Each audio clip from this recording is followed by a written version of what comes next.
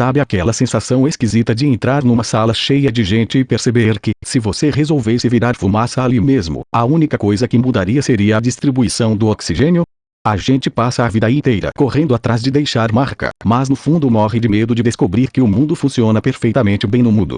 Você já parou para olhar a tela do seu celular no domingo à noite, ali por volta das 9h30, com aquela luz azul batendo direto na sua testa, e pensou: se eu simplesmente desligasse tudo agora, tirasse o chip, jogasse o aparelho na gaveta e ficasse 2 semanas completamente incomunicável, quem é que realmente bateria na minha porta para ver se eu tô vivo? Será que alguém ia notar nos primeiros 3 dias? Ou será que o grupo do WhatsApp da família só ia achar que eu mudei de ideia sobre alguma besteira, e o resto do mundo ia continuar rodando exatamente igual, com as mesmas figurinhas, as mesmas correntes, os mesmos memes requintados, sem nem sentir cócegas na engrenagem? É uma pergunta meio idiota, mas é o tipo de pensamento que surge bem ali, no silêncio da pia com 2 copos e um garfo sujos, ou enquanto você espera o elevador chegar no térreo e percebe que faz 4 dias que você não fala uma frase inteira com outra pessoa que não seja o entregador de aplicativo.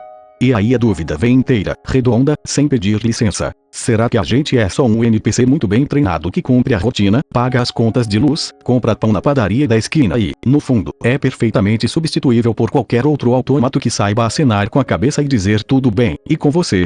Antes de abrir qualquer aba para pesquisar porque a cabeça inventa essas neuras existenciais no escuro do quarto, você fica encarando o teto e se pergunta: será que eu sou invisível para os outros ou será que eu fiz um trabalho tão bom construindo uma armadura de autonomia que as pessoas aprenderam a não me incomodar? A gente passa a vida inteira morrendo de medo de ser um peso, de ser chato, de ocupar espaço demais na vida de quem a gente gosta. A gente aprende a responder tô bem, corrido mas bem com tanta perfeição que o mundo comprou a mentira. O mundo acreditou. E agora o mundo te deixa em paz. Só que a paz de ser deixado em paz, às vezes, tem a exata cara do esquecimento. Lembra daquela cena clássica em Toy Story, quando Buzz Lightyear descobre, da pior forma possível, que ele é só um brinquedo industrializado feito aos milhares numa fábrica em Taiwan? Ele olha debaixo do próprio pé e vê o carimbo com o nome do dono, Wang, e percebe que ele não é o guardião do espaço intergaláctico, não é o herói único do universo, mas apenas mais um item na prateleira que pode ser substituído pelo próximo lançamento da moeda se cair da caixa. É exatamente essa sensação que dá quando a gente percebe que o nosso lugar no mundo é totalmente contingente. Você não é o centro gravitacional de nada. Se você sumir, a padaria vai continuar abrindo às 6 da manhã, o ônibus das 7 vai passar lotado do mesmo jeito, e o algoritmo do Instagram vai continuar enchendo seu feed de vídeos de pessoas fazendo bolo de cenoura com cobertura de chocolate, como se a sua ausência fosse apenas um pixel apagado numa tela gigante. A gente quer acreditar que importa. A gente quer ter a certeza de que se a gente sumisse, haveria um rastro de caos, um buraco intransponível, uma lágrima sentida. Mas o que a gente encontra é uma leve brisa que passa e nem balança as cortinas. E isso é desesperador e libertador ao mesmo tempo. Porque se ninguém liga, se ninguém tá de fato prestando atenção em cada passo em falso que você dá, qual é o peso real das suas pequenas vergonhas cotidianas? Daquela roupa que você comprou e achou ridícula depois? Daquela mensagem que você mandou e ficou 30 minutos olhando para os 2 tracinhos cinzas virarem azuis sem resposta? O filósofo Martin Heidegger falava muito sobre como a gente vive a maior parte do tempo naquilo que ele chamava de impessoalidade, ou a ditadura do agente. A gente faz assim, a gente pensa assim, a gente vive assim. A gente vira um ninguém confortável. Só que a gente quer os benefícios de ser um ninguém, passar despercebido, não errar, não sofrer julgamento, sem pagar o preço emocional de ser tratado como tal. Queremos ser invisíveis para as cobranças, mas visíveis para a devoção alheia. Queremos que o mundo nos ignore quando a gente tá cansado, mas que pare tudo e faça uma vigília à luz de velas se a gente decidir sumir por um fim de semana. E a dúvida continua rodando na sua cabeça enquanto você escova os dentes e olha pro próprio reflexo no espelho embaçado. Será que eu tô sumindo porque eu quero ser procurado ou porque eu tô genuinamente cansado de fingir que me importo com a metade das coisas que me cercam? Será que esse desejo de desaparecer é um pedido de socorro para dentro ou é só preguiça de continuar empurrando a carroça? Porque tem dias que a gente olha para nossa própria rotina e pensa: se eu pudesse apertar um botão de pause e pular os próximos 6 meses sem que ninguém me cobrasse nada, eu apertaria sem pensar 2 vezes. O problema é que a gente confunde estar sozinho com ser esquecido. E a gente confunde silêncio com rejeição. Você fica aí imaginando que o seu sumiço provaria o seu valor, como se a ausência fosse um teste de lealdade que você aplica nos outros.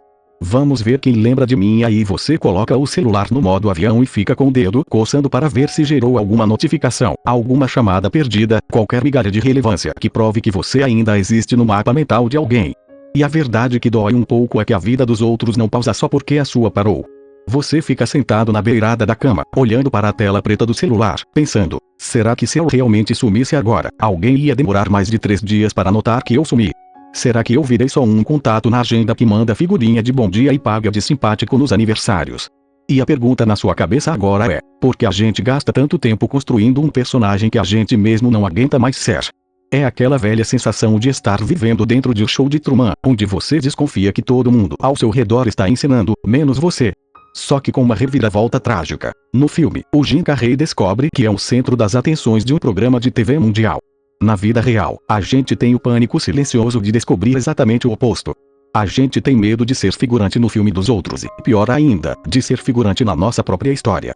Você já reparou como a gente coleciona conversas arquivadas?